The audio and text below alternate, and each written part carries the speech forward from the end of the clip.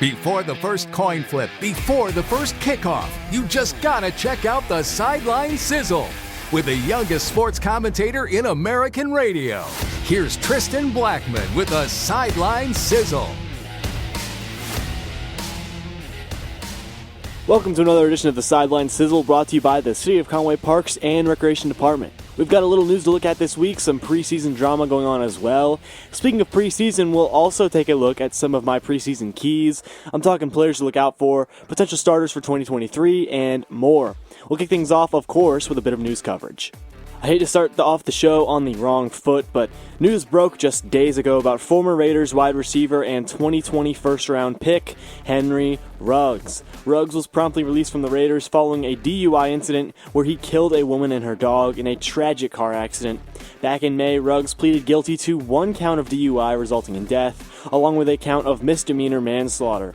Now the news that broke here is that Henry Ruggs has finally received his sentence for the incident. The former Raiders receiver is expected to face 3 to 10 years in jail as a result of this tragic incident.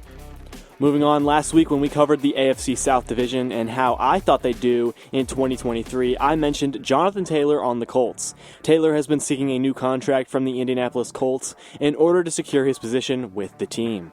Well, owner Jim Irsay didn't quite like the idea of a new contract and would prefer to see Taylor play the remainder of his current rookie contract. In Irsay's defense, this is typically just what teams do nowadays, especially at running back.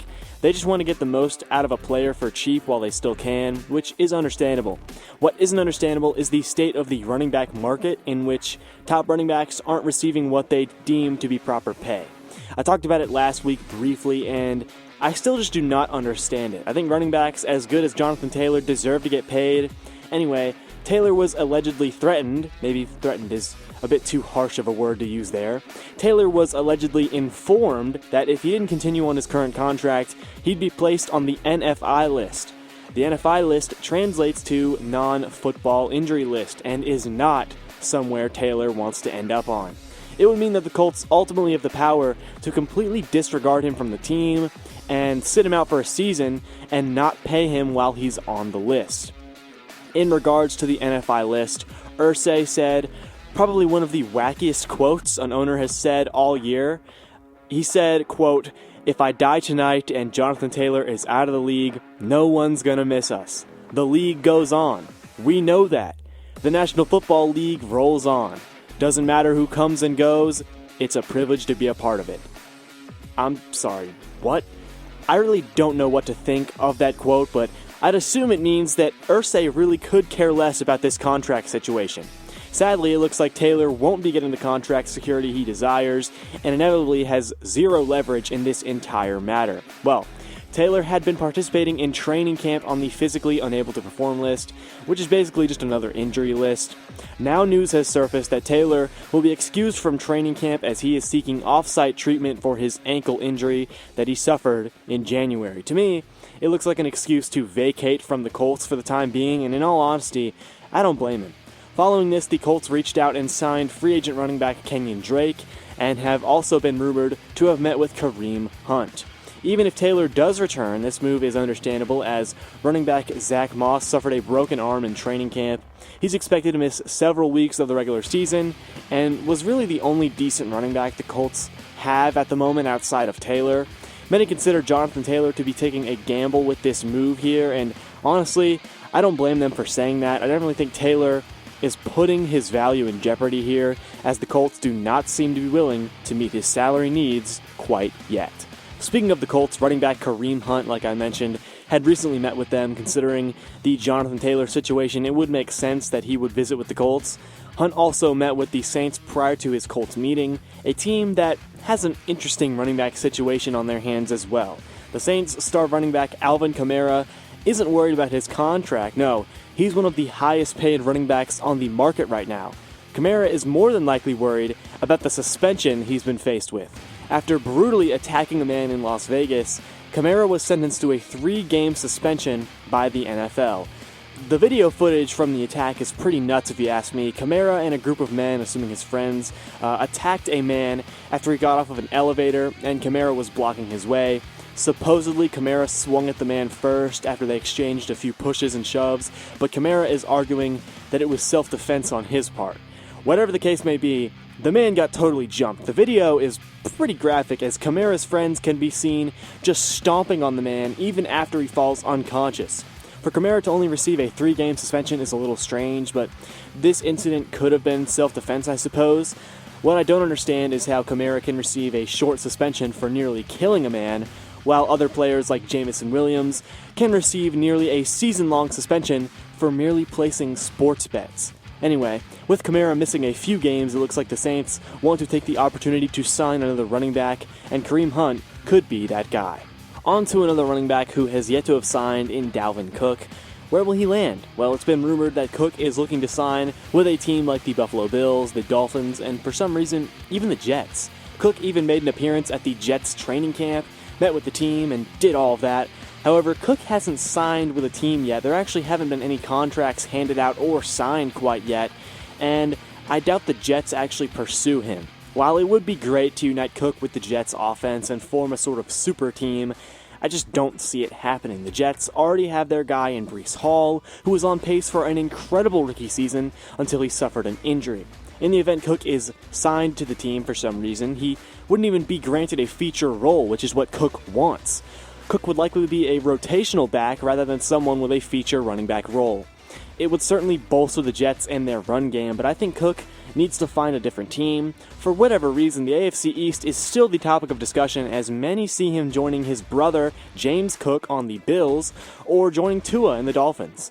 All that we can do is wait, because with these type of free agents, there's no telling where they may sign, and honestly, I don't know if the AFC East will be his eventual landing spot. Moving on, Cardinals linebacker slash safety slash do-it-all on the field Isaiah Simmons has made a shift to safety. Simmons played during his time at Clemson, but frequently was put in various roles on the defense while in college, and that translated to the NFL. I think Simmons is best at safety, especially in a defense that focuses on run stopping. Right now, I don't know what the Cardinals' defensive focus is because nearly every aspect of their defense is terrible. Now, at least they have a good safety core in Budda Baker and now Isaiah Simmons, who will be playing deep safety. Simmons says that he feels comfortable in the role and is starting to embrace it. Quote, "I feel a little more free." Not to be that guy, Isaiah, but you are more free. The position on the field is literally called free safety. Simmons is probably better off at strong safety, though. Anyway, the Cardinals' defense is awful right now, but at least they've got a glimmer of hope in Isaiah Simmons, who could finally blossom into a great player while at safety this season. Now on to a little preseason drama, mostly surrounding Broncos head coach Sean Payton. I'm telling you, Payton is getting a good deal of hate, a lot of which he doesn't deserve. That's not me excusing what happened between him and Nathaniel Hackett, though. Nathaniel Hackett was Denver's head coach last season, who, as many of us know, drove the Broncos into the dirt that past season. A lot of people blame it on Russell Wilson, and sure, he did bad too, but Hackett was a new level of awful when it comes to head coaching. I'm talking about Urban Meyer levels of bad coaching. Anyway, Payton acknowledged how bad of a job Hackett did, and got a little too far, and the Jets got a little fired up. Aaron Rodgers even threw shots at Sean Payton, telling Payton to keep his coach's name out of his mouth. Yikes. Sean Payton did apologize, but people are still complaining that the energy he has brought to the Broncos organization is too harsh. Payton hasn't allowed filming of any plays during training camp. He's been pretty intense with the drills they've ran, and most of all, no Gilligan's hats. Potentially another shout to Nathaniel Hackett, who has worn the Gilligan-style hat before, I guess. A lot of people are trying to interpret what he means by this, calling back a show that is far beyond my time in Gilligan's Island. I really think he just doesn't want any goofing around during practice. This team hasn't really earned the right to goof off, not in practice at least. He's also taken a strict approach to preseason. Payton announced that all starters would be starting during the preseason, and that goes for Russell Wilson too, and that there would be no sideline interviews on Denver's sideline. A lot of the media find this strange for some reason, and they think that Payton has come in like some big drill sergeant commanding these guys like they're children or something. I guess his actions are being misinterpreted because the media views what he's doing is too tough on the players. Well, their job is to play football, and Sean Payton was hired to run things his way. He isn't treating the players like children, he's just being hard on them because last year was awful. Last season was probably the worst season I've witnessed on offense as a Broncos fan. For people to look at Sean Payton like he's crazy for not allowing interviews on the sideline in the middle of a game is a bit absurd. Let the players focus on the game. There's going to be plenty of time after the fact to do interviews and discussions. The starters will be available to help out some of the guys in the game with no distractions, and this whole thing, it just makes sense. Payton isn't some evil dictator as a coach. He's had success coaching his way before. The Saints, under Sean Payton, nearly made it to another Super Bowl if it weren't for that bogus PI call the refs missed. And that was only a few years ago. Sean Payton is a capable coach, and the reason he is so hard is because that's how winning teams succeed. Why do you think Andy Reid always leads the Chiefs to success? Because his game plan and his training drills are intense, and they work. Sean Payton doesn't deserve all this hate. That's all I'll say. Will he fix the Broncos in 2023? Now that is yet to have been seen. The last chunk of news we'll look at is just a peek at training camp. Looking firstly at the Broncos training camp, tackle Mike McGlinchey recently suffered a sprained knee during practice a few days ago. He's expected to miss 2 to 3 weeks, but should luckily be good to go for week 1 of the regular season. Safety Justin Simmons for the Broncos is dealing with a bit of a groin injury, so he has also been limited in practice. Simmons should be good to go as well, though. Terran Armstead for the Dolphins has been making his return to practice after nursing a knee injury. And the last notable training camp news injury-wise is from the Giants. Nothing too crazy. Evan Neal suffered a concussion and will likely not perform in a few practices going forward. Coming up next, we'll take a look at my keys for this preseason. I'll discuss players to watch, potential starters for 2023, and more. You're listening to the Sideline Sizzle, brought to you by the City of Conway Parks and Recreation Department.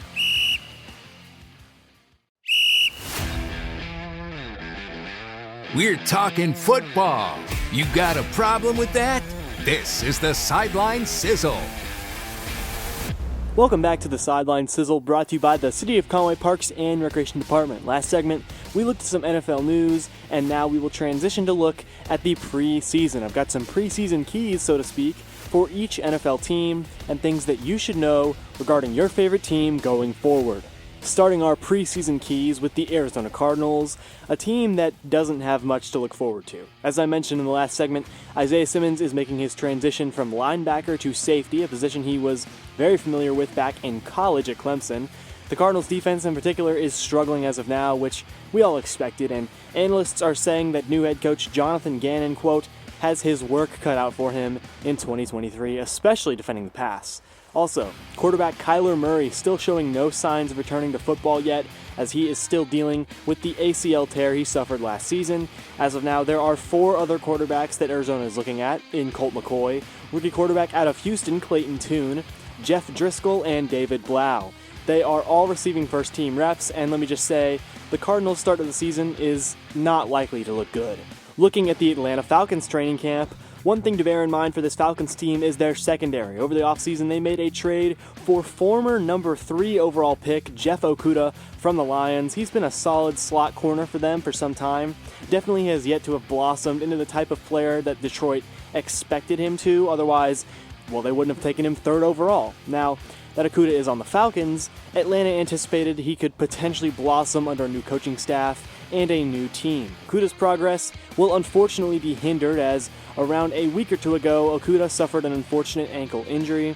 Coach Arthur Smith noted that Okudah could potentially still play in week 1, but that's even if he gets a chance to start. It's looking a little bit doubtful that Okudah performs well on the Falcons, and he is expected to miss the preseason. As for the rest of the Falcons defense, they have much more options than last season, especially in their secondary. Atlanta, of course, has corner A.J. Terrell, who has been fantastic for the Falcons following a rough rookie season. They also have veteran corners Trey Flowers and Mike Hughes, as well as rookie Clark Phillips out of Utah, whom I quite like coming out of college. He's definitely a guy I would watch out for on this Atlanta secondary. Moving now to the Baltimore Ravens training camp. This Ravens team has had quite a lot of struggles offensively. Last year was a train wreck once Lamar went down with an injury. The Ravens spent good money in free agency and invested in the draft to ensure that Lamar Jackson had a proper selection of weapons to choose from on the field. However, Jackson has seemed quite frustrated in practice lately as the Ravens defense has played spectacularly, while the Ravens offense has been nothing but lackluster. Running back J.K. Dobbins is still yet to have practiced, and the same goes for wide receiver Rashad Bateman, who I believe is now entering his 3rd NFL season. For Bateman, things aren't looking good, as the Ravens' new rookie wide receiver Zay Flowers has looked much better in practice and is performing at a consistent level. Like I mentioned, the Ravens' defense is looking quite good, so at least there's that. With the Buffalo Bills, we know Josh Allen is expected to play at a high level this upcoming season, or at least Bills fans hope he does. His backup right now, though, Kyle Allen, has reportedly struggled in practice after having botched snaps and made questionable plays during practice. Second-year corner Khair Elam showed a lot of growth last season, heading into the playoffs, but reportedly he is not locked into a starting job quite yet. The Bills have other corners among the likes of Dane Jackson and Christian Benford. Buffalo also has a talented number one option in Tre'Davious White, who suffered a concussion in the playoffs last season and had a bit of a bad season in 2022. Last year was his first season back, following the unfortunate injury he suffered to his ACL back in 2021, and hopefully this season he turns things around. For the Carolina Panthers, a position that I would watch for is defensive end and edge rushers. After lead pass rusher Brian Burns entered an ankle surgery, the Panthers don't have a lot of depth at the position and could look to bring in a pass rusher. There are still plenty of options available in free agency, but for the time being, Carolina is settling for veteran Justin Houston. I'd also watch out for rookie quarterback Bryce Young, assuming he gets preseason snaps, which he will. Young is expected to take charge of the Panthers offense in 2023 and is already making plays in training camp and has been regarded by his peers as an exceptional leader. If you ask me, I think the Panthers found a gem, even though they had to take that gem number 1 overall. On to the Chicago Bears, who most recently made a splash in free agency, signing edge rusher Yannick Ngakoue to a one-year deal worth around $10 million. The star pass rusher is very talented at, you guessed it, rushing the pass. However, he struggles when defending the run. Bears coach Matt Eberflus, who, believe me, doesn't seem to have the it factor when it comes to head coaching, called Ngakoue an every down end. While I feel Ngakoue would perform much better in a more rotational role, it's good to see Chicago with this kind of optimism about their new signing. The defensive line has certainly needed the help, and Ngakoue is expected to be one of the few bright spots on their defensive line. In terms of their secondary, second-round pick from 2022, Kyler Gordon, will be used strictly as a slot corner. Gordon expressed his concerns about the decision, but Gordon should excel in this role in 2023, so keep an eye on him going forward. With the Cincinnati Bengals, Joe Burrow is still nursing the ankle injury he suffered about a week ago, meaning quarterback Jake Browning has stepped up to take some snaps in his place. I've honestly never heard of this guy, don't really know a thing about him, so hopefully Burrow can recover in time for week 1. As for the Bengals defense, a unit to watch closely is their secondary, as their star corner Chidobe Awuzie is recovering from an ACL tear he suffered last season. He has been practicing but is yet to return to full team drills. However, he is making progress and his health is being monitored. Awuzie is another one of those guys like Burrow who may or may not be ready for week 1. Well, Browns fans, I've said it before and I'll say it again. This year's success is contingent on one man, Deshaun Watson. But in reality, it's pretty contingent on two men, Deshaun Watson and Kevin Stefanski, their coach. This season will be telling for Cleveland, and I think the preseason will give us a taste of what good things there are to come. Well, at least we hope they're good things.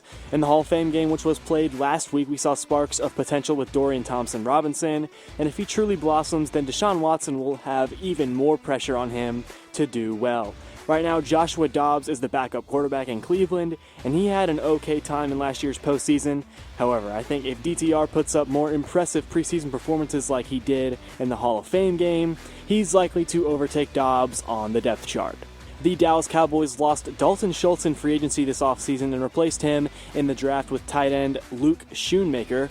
Did they really replace Schultz, though? Because the word is that Schoonmaker has yet to have participated in training camp, and Jake Ferguson is looking like the real starter for 2023.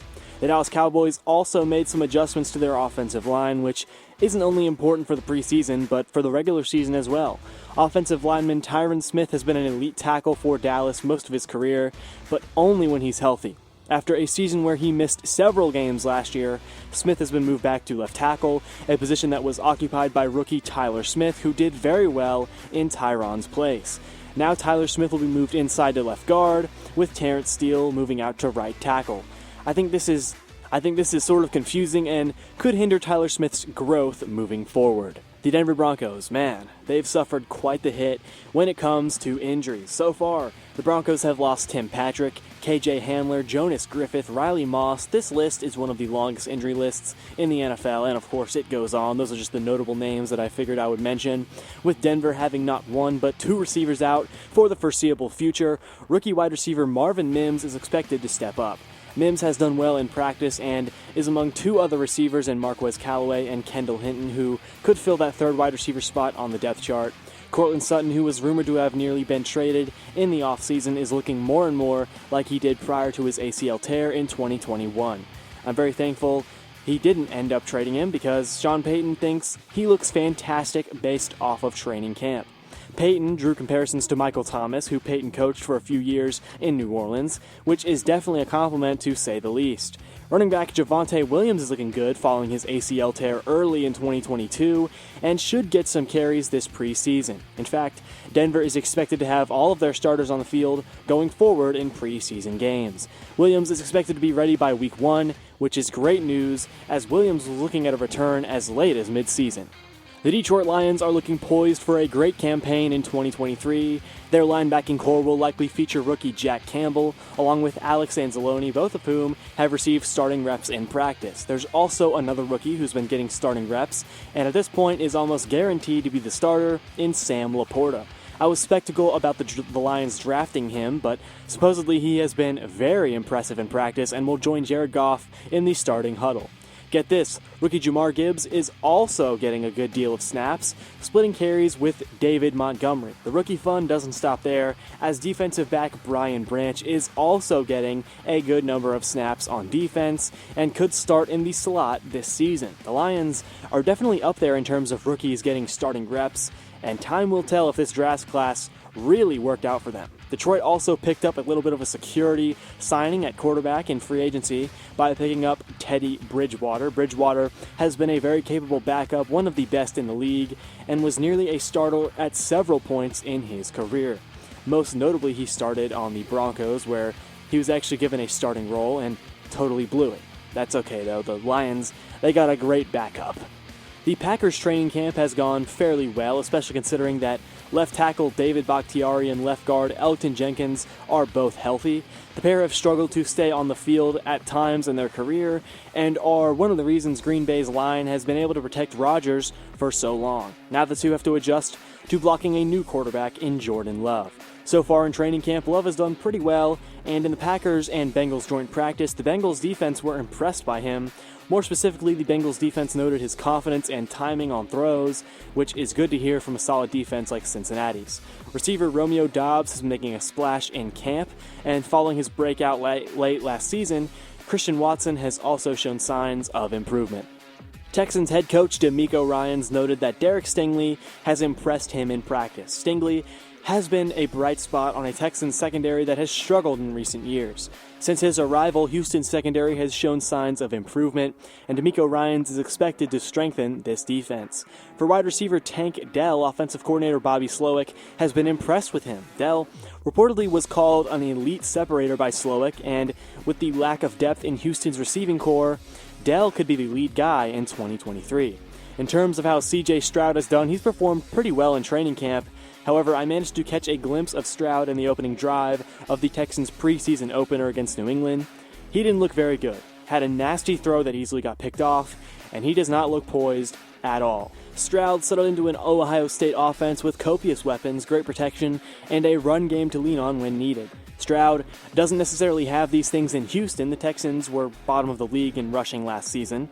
Their receiving core is lacking a true number one option, and their offensive line outside of Laremy Tunsil is pretty bad, so I wouldn't jump the gun and call Stroud a bust or anything. He just doesn't have any help. We saw the same thing happen with Trevor Lawrence, and look how he's turned out thus far. We'll try our best to avoid the Jonathan Taylor trade drama here because outside of that, the Colts training camp has looked pretty good. No big drama, just players going to work, like I said. Outside of the Jonathan Taylor situation, there's not much drama. Anthony Richardson has looked pretty good in training camp, and he's apparently just as great of a passer as he is a runner. That's what you like to see. After seeing glimpses of CJ Stroud, I'd say that Richardson could have a much higher ceiling and potentially a lower floor than Stroud. Then again, I've actually yet to watch him play up to this point. Richardson has also been splitting snaps with Gardner Minshew and may or may not receive the starting role to open the season. Shaq Leonard, who missed a significant amount of time following an injury, is practicing in full pads and is looking pretty good. The Colts boast an impressive group of linebackers, and though Leonard isn't receiving a full workload in practice, he is showing major signs of recovery. The Jacksonville Jaguars training camp has been looking good, especially running back Tank Bigsby. With a name like that, you know he's bound to lower the shoulder and explode into the end zone on running plays. That's the role Jacksonville hoped for when they drafted him, and that's what they've gotten. The rookie out of Auburn, taken in the 3rd round, is looking like a good complement to Travis Etienne in the running game. The word from Jacksonville is that Bigsby has definitely earned a starting role. That is all the time we've got for today's show. Thank you for tuning in.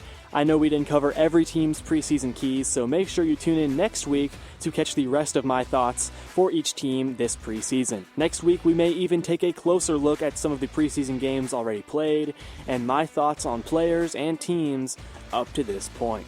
For more of the Sideline Sizzle, check out our YouTube at youtube.com/@thesidelinesizzle. Also, make sure to check out our website at thesidelinesizle.com. I'm Tristan Blackmon signing off as you've been listening to the Sideline Sizzle, brought to you by the City of Conway Parks and Recreation Department. We'll catch you next week.